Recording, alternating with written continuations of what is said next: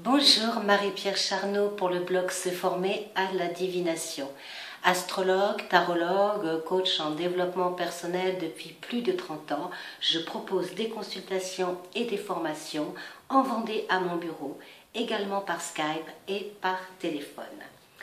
Dans cette seconde vidéo, je vais répondre à une question qui m'a été posée suite à un article que j'ai publié sur mon blog au sujet de la radiesthésie.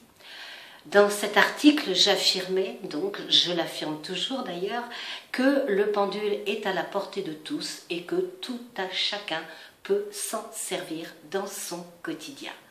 J'ai eu de nombreuses réactions par email, sur ma page Facebook, et certaines personnes me disaient « Mais enfin Marie-Pierre, ce n'est absolument pas possible puisque on ne peut rien voir sur soi et sur son avenir, donc on ne peut pas se servir d'un pendule. »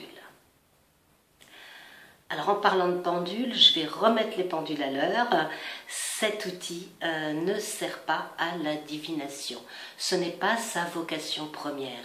Le pendule, c'est fait pour mesurer le taux vibratoire des lieux, le taux vibratoire des personnes. C'est fait pour établir des recherches.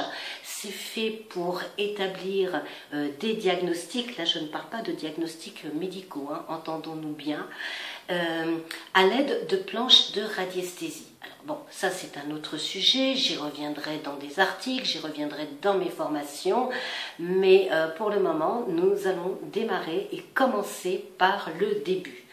Quand vous avez un pendule, votre premier pendule dans vos mains, la première chose à faire est d'établir votre convention mentale. Alors, qu'est-ce que c'est qu'une convention mentale?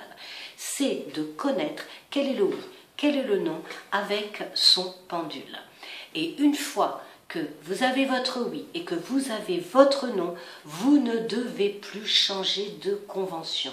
C'est aussi pourquoi il ne faut pas prêter votre pendule à votre maman, à votre papa, votre soeur, votre frère, votre fille, enfin qui vous voulez, parce que tout le monde n'a pas la même convention mentale.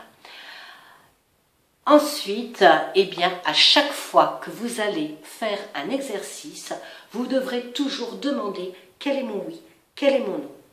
Et pour voir si vous êtes OK, eh bien, il y a juste une petite astuce toute simple, celle que je recommande à chaque fois dans mes ateliers, c'est de demander est-ce que mes chaussures sont rouges?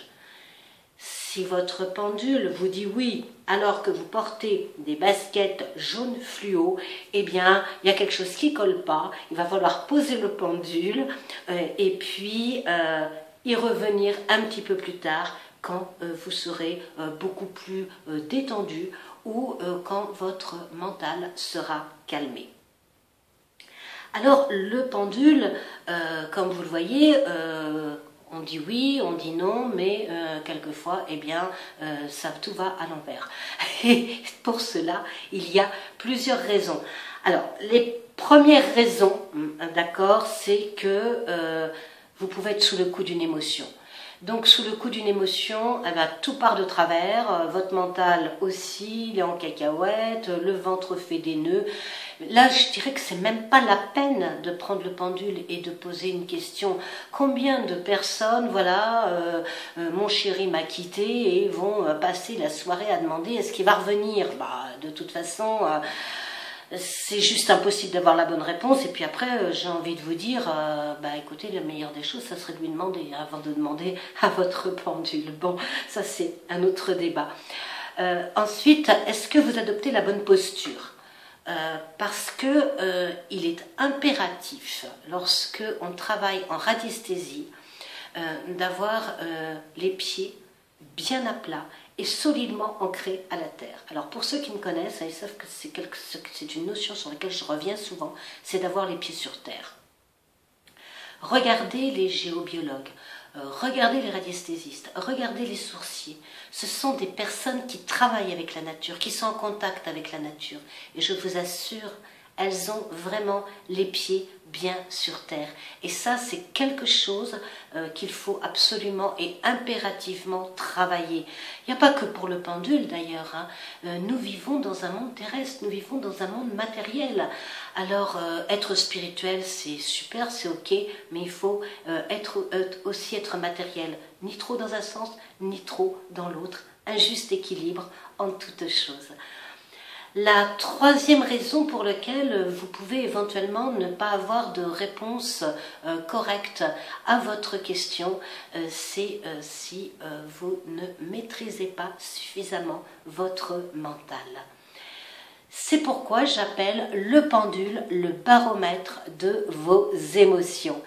Et même si votre but n'est pas de devenir un radiesthésiste accompli, je vous incite à vous servir de cet outil au quotidien car c'est ce qui va vous permettre justement de calmer le mental, de maîtriser vos émotions. Et la maîtrise du mental et des émotions, c'est la maîtrise de votre présent, mais c'est aussi la maîtrise de votre avenir.